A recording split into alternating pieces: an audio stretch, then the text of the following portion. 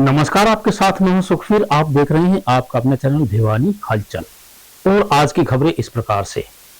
अहमदाबाद के श्री नरेंद्र मोदी स्टेडियम में भारत व ऑस्ट्रेलिया के बीच खेले जा रहे वर्ल्ड कप का देश विदेश से करोड़ों खेल प्रेमियों ने मैच का आनंद लिया।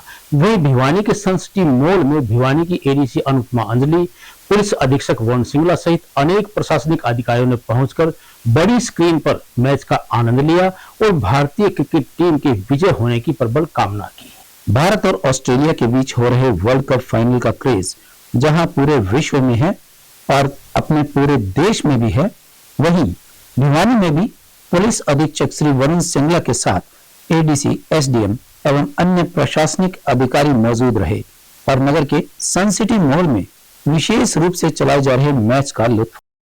देखिए, ये विश्व कप का फाइनल मैच है जो भारत बनाम ऑस्ट्रेलिया खेला जा रहा है।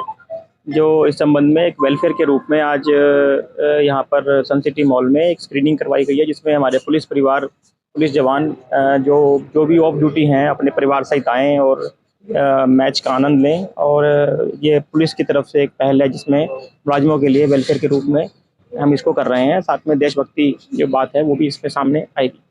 सर, आज माम का बुलाया सर प्रधानमंत्री। देखिए, ये तो क्रिकेट जो है वो एक बहुत बड़ा यूनिफाइंग फोर्स है भारत के लिए। इससे सभी लोगों की भावनाएं जुड़ी हुई हैं और बहुत सारे क्रिकेट प्रेमी जो हैं, हर हर वर्ग में लोग जो हैं बहुत सारे क्रिकेट प्रेमी हैं। इसी प्रकार से पुलिस में भी बहुत सारे क्रिकेट प्रेमी हैं। जो भी ऑफ ड्यूटी हैं उनको आज उनके परिवारों के साथ इस मैच के लिए बुलाया गया है।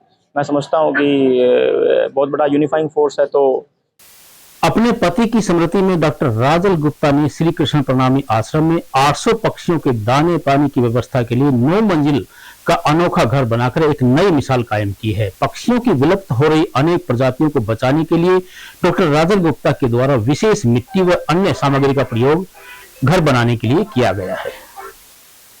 इस मौके पर डॉक्टर राजल गुप्ता ने कहा कि जो 9 मंजिला इमारत है, इस इमारत की अपनी खासियत है। उन्होंने बताया कि यह इमारत गर्मियों में ठंडा और सर्दियों में गर्म रहेगा। पक्षियों के लिए पानी की व्यवस्था के लिए टावर के निचले हिस्से में कुंड बनाया गया है। उन्होंने बताया कि पक्षी इमारत के अंदर व बाहर की तरफ विशेष सामग्री का प्रयोग भी किया गया है ताकि पक्षियों के प्रजनन के अनुकूल रहे। पक्षी गर्मी, सर्दी, बरसात, तूफान में परेशान रहते हैं। ध्यान दिया गया, गौ माता बन जाता है विकलांगों का, इन्हीं के लिए कोई इनका सहारा होना चाहिए। ये विचार किया पक्षी रहन बसेरा, ये जब बना करके वहाँ से लाते हैं गुजरात से, ये जूही में बना दिया है, यहाँ फतेहाबाद में, अब भादरा में, उधर मंगलधाम कालिम्पोंग में, सिलीगुड़ी में, जहाँ जहाँ हमारे आश्रम और गौशाला है, लगभग 108 बन जाएंगे पूरे भारत में, ताकि पक्षियों का आराम से रहने स्थान बन जाए। क्यों बिल्ली आदि वो भी खा जाते हैं इनको, इस सब प्रकार से यहाँ जाल लग गया है। और शुक्रवार रात के समय मुहिम रोड पर गौ रक्षकों और गौ तस्करों के बीच हुई मुठभेड़ के एक आरोपी को पकड़कर बड़ी कामयाबी पुलिस के द्वारा की गई है। इस बारे में पुलिस के जांच अधिकारी सब इंस्पेक्टर सतीश कुमार ने बताया कि आरोपी को पकड़कर न्यायालय में पेश करके 3 दिन के रिमांड पर लेकर गहन पूछताछ की जा रही है। महम गोरक्षा दल के सदस्यों ने भिवानी गोरक्षा दल के जिला प्रधान संजय परमार को सूचना दी कि गोवंश से भरा हुआ एक ट्रक महम से भिवानी की ओर आ रहा है। उन्होंने इसे रुकवाने का प्रयास किया मगर चालक ने भगा लिया। वे उसका पीछा कर रहे हैं, जिसके बाद संजय परमार ने पुलिस कंट्रोल रूम में सूचित किया। गुजरानी चौकी पुलिस ने मुख्य मार्ग पर नाका लगाया। गोवंश से भरे गो तस्कर ने ट्रक से पुलिस का नाका तोड़ दिया और इसे सीधे ही दौड़ा दिया। कालवास गांव के पास पुल निर्माण चल रहा है, जिस कारण रास्ता बंद है। गो तस्कर ने अपने ट्रक को खेतों की ओर दौड़ाने का प्रयास किया। ट्रक कच्चे रास्ते पर फंस गया, जिसके बाद पुलिस और गो सेवकों ने गो तस्कर को काबू कर लिया। गुजरानी चौकी इंचार्ज की शिकायत पर पुलिस ने गो तस्कर के खिलाफ विभिन्न धाराओं में केस दर्ज कर लिया है। गो तस्कर की पहचान उत्तर प्रदेश के जिला मुजफ्फरनगर के खालाबार वासी अलीजान के रूप में हुई है। ट्रक की जांच की गई तो उसमें 10 गायें और 7 बछड़े ठूस ठूस कर भरे हुए थे, जिन्हें निकालकर गौशाला पहुंचाया गया। कंट्रोल रूम के माध्यम से सूचना मिली थी कि महम की तरफ से एक 10 टायरी ट्रक यूपी नंबर का 9091 नंबर है, वो जिसमें गायें भरी हुई हैं और गौ सेवक भी उसका पीछा कर रहे हैं। इस सूचना पर मैंने अपने साथी कर्मचारियों के साथ गुजरानी मोड़ पर नाकाबंदी की। ट्रक आया, वो ट्रैफिक बहुत स्पीड से आगे बढ़ गया। आगे पुलिस पार्टी ने उसका पीछा किया। पुलिस पार्टी जब पीछा कर रही थी तो उसने ये नहीं पता था कि आगे रेलवे ब्रिज बन रहा है और वहाँ रास्ता बंद है। तो उसकी गाड़ी मिट्टी में धंस गई। वो गाड़ी छोड़कर भागने लगा तो साथी कर्मचारियों की इमदाद से उसे पकड़ा, ट्रक को चेक किया तो उसके अंदर टोटल 17 गौवंश, जिनमें 10 गाय। रविवार को स्थानीय बनवासी कल्याण आश्रम में जनजाति गौरव गाथा प्रश्नोत्तरी का आयोजन करवाया गया। प्रथम चरण की प्रतियोगिता में से चयनित हुए विभिन्न विद्यालयों के 147 विद्यार्थियों ने इस प्रतियोगिता में भाग लेकर बनवासी वीरों की गाथा को प्रदर्शित करके देश रक्षा में उनके द्वारा किए गए बलिदान को भी दर्शाया गया। कार्यक्रम में पहुंचने पर बनवासी कल्याण आश्रम के पालक रमेश सिंगल ने सभी अध्यापक एवं अभिभावकों का आभार जताया। इस बारे में जानकारी देते हुए बनवासी कल्याण आश्रम के क्षेत्रीय नगरीय कार्य प्रमुख जय भगवान ने बताया कि पहले चरण के तहत बीते 16 नवंबर को इस विषय के लेकर शहर के 25 विद्यालयों के 2103 परीक्षार्थियों ने विद्यालय स्तर पर यह परीक्षा दी थी, जिसमें अपने अपने विद्यालय में प्रथम, द्वितीय व तृतीय स्थान पर आने वाले कुल 147 परीक्षार्थियों ने रविवार को दूसरे चरण के तहत यह परीक्षा दी है। उन्होंने बताया कि इस परीक्षा का परिणाम 26 नवंबर को घोषित किया जाएगा, जिसमें प्रथम स्थान पर आने वाले विद्यार्थियों को टैब, द्वितीय स्थान पर आने वाले को माइक्रोवेव ओवन और तृतीय स्थान पर आने वाले विद्यार्थियों को मिक्सर, जूसर, ग्राइंडर भेंट कर सम्मानित किया जाएगा। इसके अलावा आज की परीक्षा देने वाले सभी प्रतिभागियों को स्टडी टेबल्स भी दी गई हैं। वहीं सभी 2103 प्रतिभागियों को प्रमाण पत्र देकर सम्मानित भी किया जाएगा। उन्होंने बताया कि जनजाति गौरव गाथा पुस्तिका वनवासी वीरों की जीवनी है, जिन्होंने देश की रक्षा के लिए अपने प्राणों की आहुति दी थी। उन्होंने कहा कि इस प्रकार की प्रतियोगिताओं से विद्यार्थियों का ज्ञानवर्धन होने के साथ साथ उन्हें भारत के गौरवमय इतिहास के बारे में भी जानने का मौका मिलता है। नैन्सी है और मैं Pandit Sitaram Shastri girls senior secondary school की विद्यार्थी हूँ। आज मैं वनवासी कल्याण आश्रम द्वारा आयोजित वनवास गौरव गाथा का प्रश्नोत्तरी प्रतियोगिता में हिस्सा लेने आई हूँ और इससे हमें हमारे स्वतंत्रता संग्राम में वीर वनवासी नायकों के बारे में पता चलता है और ये मेरे लिए बहुत ही गौरव का दिन है कि आज मैं यहाँ अपनी परीक्षा देने आई हूँ। और मैं सबसे पहले अपने टीचर्स और अपने स्कूल का धन्यवाद करना चाहूँगी कि उन्होंने मुझे इस मंच पर, इस आश्रम में आने में सहायता की। धन्यवाद। क्या नाम है? माधव शर्मा। हमारे स्कूल में इस कंपटीशन के बारे में पता चला था। जब ये कंपटीशन हमको पता चला था, इसमें बताया गया था कि हमें ऐसे अमर वीरों के बारे में बताया जाएगा जिन्होंने अपना बलिदान दिया हमारे देश की स्वतंत्रता के लिए, जिनको आज कोई नहीं याद करता। सब लोग महात्मा गांधी को याद करते हैं, पर इन वीरों को किसने याद नहीं किया। इन वीरों की याद में पुस्तक को बनाया गया था, जिस वीरों की याद में इसका पेपर हुआ है। आज मैं यहीं पे हूँ, बनवासी कल्याण आश्रम में ये पेपर हो रहा है और यहाँ पे मैं बहुत खुश हूँ। यहाँ पे पुरस्कार के तौर में हमको भी बहुत इनाम भी मिल सकता है और यहाँ पे और ये कंपटीशन में आके मुझे बहुत खुशी हो रही है।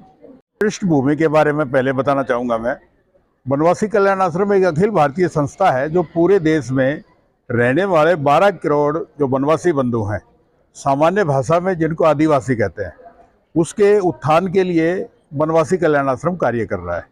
उसमें शिक्षा है, चिकित्सा है, आर्थिक विकास, ग्राम विकास, श्रद्धा जागरण, इस प्रकार के आयाम चला करके 21,000 सेवा के प्रोजेक्ट कल्याण आश्रम के पूरे देश में चलते हैं, जिसे 2 करोड़ लोग लाभान्वित हो रहे हैं।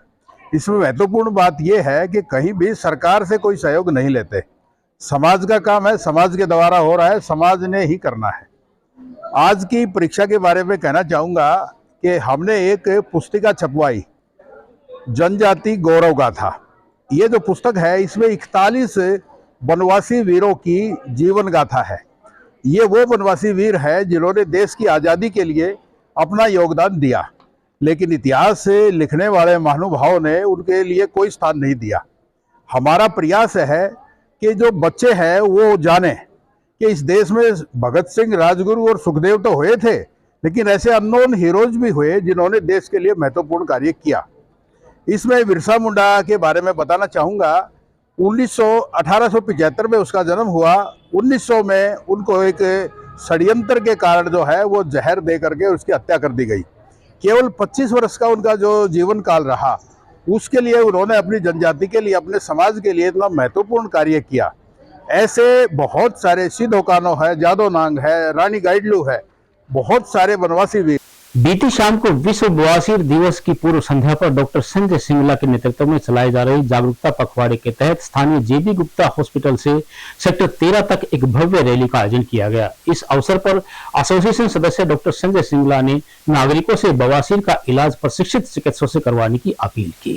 एसोसिएशन की कार्यकारिणी के सदस्य डॉक्टर सिंगला ने कहा कि आज इस अवसर पर एक वर्कशॉप का भी आयोजन किया गया है, जिसमें देश के जाने माने रेक्टल सर्जन्स ने हिस्सा लिया है।